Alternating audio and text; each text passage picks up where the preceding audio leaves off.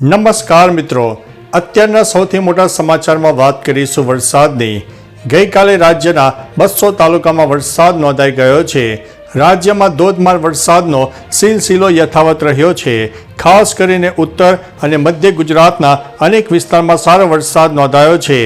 રાજ્યના 200 તાલુકામાં સારો વરસાદ પડ્યો છે, જેમાં સૌથી વધુ સાબરકાંઠાના પ્રાંતિજમાં 6.5 ઇંચ વરસાદ નોંધાઈ ગયો છે। આ તરફ સાબરકાંઠા, બનાસકાંઠા, મહેસાણા, અરવલ્લી અને પાટણ સહિતના જિલ્લાઓમાં અનેક જગ્યાએ ધોધમાર વરસાદ પડ્યો હતો। લાંબા સમય રાહ જોડાવ્યા બાદ ઉત્તર ગુજરાતમાં મેઘમહેર થતાં ખેડૂતોમાં ખુશીની લાગણી જોવા મળી છે। મિત્રો, અન્ય મહત્વના સમાચારની વાત કરીએ તો હજુ પણ 7 દિવસ વરસાદ ધબધબાટી બોલાવશે। હવામાન વિભાગની આગાહી પ્રમાણે રાજ્યમાં હજુ આગામી 7 દિવસ મેઘરાજા ધબધબાટી બોલાવે તેવી શક્યતા છે। ગુજરાતમાં એક સાથે 3 વરસાદની સિસ્ટમ સક્રિય થઈ છે। સાયક્લોનિક સર્ક્યુલેશન, સિયર ઝોન અને ઓફશોર ટ્રફ સક્રિય થયું છે। ઉત્તર, મધ્ય અને દક્ષિણ ગુજરાત તથા સૌરાષ્ટ્રના મોટાભાગના જિલ્લાઓમાં અતિભારે વરસાદની આગાહી સાથે ઓરેન્જ એલર્ટ આપી દેવામાં આવ્યું છે। માછીમારોને દરિયામાં ન જવાની પણ સૂચના આપી દેવામાં આવી છે। મિત્રો, અન્ય મહત્વના સમાચારની વાત કરીએ તો ઝારખંડમાં ટ્રેન અકસ્માત, 3ના મોત, 20થી વધુ લોકો ઘાયલ થયા છે। ઝારખંડના જમશેદપુરમાં મંગળવારે સવારે 3:43 મુંબઈ હાવડા મેલના ડબ્બા પાટા પરથી ઉતરી ગયા હતા। પાટા પરથી ઉતરેલા ડબ્બા બાજુના ટ્રેક પર ઊભેલી માલગાડી સાથે અથડાયા હતા। ટ્રેનના 18 ડબ્બા પાટા પરથી ઉતરી ગયા હતા। આ અકસ્માતમાં 3 લોકોના મોત થયા છે, જ્યારે 20થી વધુ લોકો ઘાયલ થયા છે। મિત્રો, અન્ય મહત્વના સમાચારની વાત કરીએ તો રાજસ્થાન સરકાર 450 રૂપિયામાં LPG સિલિન્ડર આપશે। હવે રાજસ્થાનમાં ખાદ્ય સુરક્ષા કાયદા હેઠળ આવતા પરિવારોને પણ 450 રૂપિયામાં LPG સિલિન્ડર મળશે। CM ભજનલાલ શર્માએ વિધાનસભામાં આ જાહેરાત કરી છે। અગાઉ ઉજ્જવલા યોજના અને BPCL પરિવારોને માત્ર 450 રૂપિયામાં સિલિન્ડર આપવામાં આવતા હતા, પરંતુ હવે રાશન ઘઉં લેતા પરિવારોને પણ લાભ મળશે। કેટલાક અન્ય રાજ્યોમાં પણ LPG સિલિન્ડર 500 રૂપિયામાં આપવામાં આવી રહ્યો છે। મિત્રો, અન્ય મહત્વના સમાચારની વાત કરીએ તો ઇઝરાયલ અને હિઝબુલ્લા વચ્ચે યુદ્ધની સંભાવના વ્યક્ત કરવામાં આવી છે। ઇઝરાયલ અને હિઝબુલ્લા વચ્ચે યુદ્ધ શરૂ થવાની સંભાવના છે, જેથી ભારતે લેબનોનમાં પોતાના નાગરિકો માટે એડવાઇઝરી જારી કરી છે। બેરૂતમાં ભારતીય દૂતાવાસે લેબનોનમાં રહેતા અને ત્યાં જવાની યોજના બનાવી રહેલા ભારતીયોને સાવચેતી રાખવા જણાવ્યું છે। લેબનોનમાં લગભગ 4000 ભારતીયો રહે છે।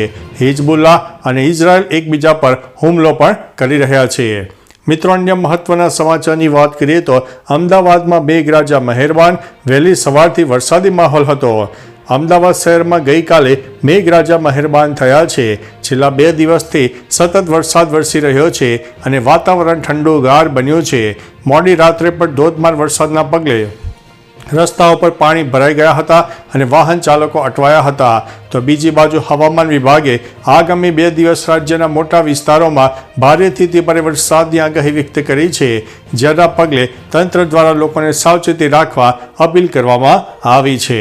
મિત્રો, અન્ય મહત્વના સમાચારની વાત કરીએ તો ગૃહ રાજ્યમંત્રીનું ફેક ફેસબુક એકાઉન્ટ બન્યું છે। હાલ સાયબર ક્રાઇમના કેસોમાં સતત વધારો થઈ રહ્યો છે અને તેમાં પણ સોશિયલ મીડિયા મારફતે સાયબર ક્રાઇમ વધારે થાય છે। ત્યારે જાણીતા ચહેરાઓના ફેક સોશિયલ મીડિયા એકાઉન્ટ પણ બનવાના અને કિસ્સાઓ સામે આવી ચૂક્યા છે। આવી જ ઘટના હવે ગુજરાતના ગૃહ રાજ્યમંત્રી હર્ષ સંઘવી સાથે બની છે। તેમના નામનું ફેસબુકમાં એક એકાઉન્ટ બનતા ચર્ચાનો વિષય બન્યો છે। આ અંગે હાલ સાયબર ક્રાઇમ દ્વારા તપાસ શરૂ કરીને આરોપીની શોધખોળ શરૂ કરી છે। મિત્રો, અન્ય મહત્વના સમાચારની વાત કરીએ તો ગુજરાતમાં 3 વરસાદની સિસ્ટમ મચાવશે તબાહી। ગુજરાતના માથે 3 વરસાદની સિસ્ટમ સક્રિય થઈ છે। આ 3 સિસ્ટમ ગુજરાતમાં તબાહી મચાવી શકે છે, જેના પગલે સમગ્ર ગુજરાતમાં અતિભારે વરસાદની શક્યતા વર્ણવવામાં આવી છે। ગુજરાત પર સાયક્લોનિક સર્ક્યુલેશન, સિયર ઝોન અને ઓફશોર ટ્રફ રેખા સક્રિય થઈ છે। ઉત્તર ગુજરાતમાં ભારે વરસાદની આગાહી વ્યક્ત કરવામાં આવી છે, ત્યારે અમદાવાદ શહેરમાં છેલ્લા 2 દિવસથી વરસાદી માહોલ છવાયો છે। મિત્રો, અન્ય મહત્વના સમાચારની વાત કરીએ તો વાયનાડમાં અનેક લોકોના મોત થયા છે। બચાવ માટે સેના અને એરફોર્સ પણ મેદાને આવ્યું છે। કેરળના વાયનાડમાં થયેલા ભૂસ્ખલનમાં મૃત્યુ આંક 80થી ઉપર પહોંચી ગયો છે. ઉપરાંત 400 કરતાં વધારે લોકો ગુમ થયા છે. 4 અલગ અલગ જગ્યા પર થયેલા ભૂસ્ખલનમાં 4 ગામડાઓ ધોવાઈ ગયા છે. મકાનો, પોલ, રસ્તા અને વાહનો પણ ધોવાઈ ગયા છે. બચાવ કાર્ય માટે સેનાના જવાનોને ઉતારવામાં આવ્યા છે. આ સિવાય એરફોર્સના 2 હેલિકોપ્ટર પણ બચાવ કાર્યમાં લાગેલા છે. મૃત્યુ આંક હજુ પણ વધવાની પૂરેપૂરી સંભાવના છે. મિત્રો, અન્ય મહત્વના સમાચારની વાત કરીએ તો એર હોસ્ટેસ દ્વારા કરાયેલી તસ્કરીનો વિડીયો વાયરલ થયો છે. પાકિસ્તાનની એક એર હોસ્ટેસને ઇન્ટરનેશનલ એરપોર્ટ પર તસ્કરી કરતી રંગે હાથે ઝડપી લીધી હતી.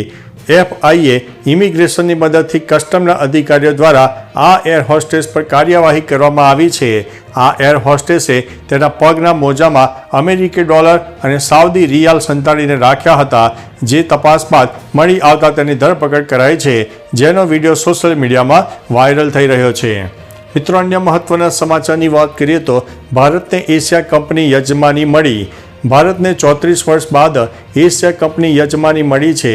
2025 મેન્સ T20 એશિયા કપ ભારતમાં રમાશે. આ પહેલાં ભારતને 1990માં મેન્સ એશિયા કપની યજમાની કરવાની તક મળી હતી. એશિયા કપનું આયોજન એશિયન ક્રિકેટ કાઉન્સિલ દ્વારા કરવામાં આવે છે. ભારતે વન ડે ઇન્ટરનેશનલ ફોર્મેટમાં 7 વખત અને T20 ફોર્મેટમાં 1 વખત એશિયા કપ જીત્યો છે. ભારત બાદ બાંગ્લાદેશ 2027માં એશિયા કપની યજમાની કરશે. મિત્રો, અન્ય મહત્વના સમાચારની વાત કરીએ તો અમદાવાદમાં ઓરેન્જ એલર્ટ. અમદાવાદમાં છેલ્લા 2 દિવસથી મેઘરાજા મન મૂકીને વરસી રહ્યા છે. અનેક વિસ્તારોમાં વરસાદ ખાબક્યો હતો, જેના પગલે રોડ ઉપર પાણી ભરાઈ ગયાના દ્રશ્યો પણ સામે આવ્યા છે અને વાહન ચાલકોને મુશ્કેલીનો સામનો કરવાનો વારો પણ આવ્યો છે. ત્યારે હવામાન વિભાગે અમદાવાદમાં ભારે વરસાદની આગાહીને લઈને ઓરેન્જ એલર્ટ જારી કર્યું છે. તો બીજી બાજુ પાટણમાં પણ મેઘરાજાએ ગઈકાલે સટાસટી બોલાવી હતી.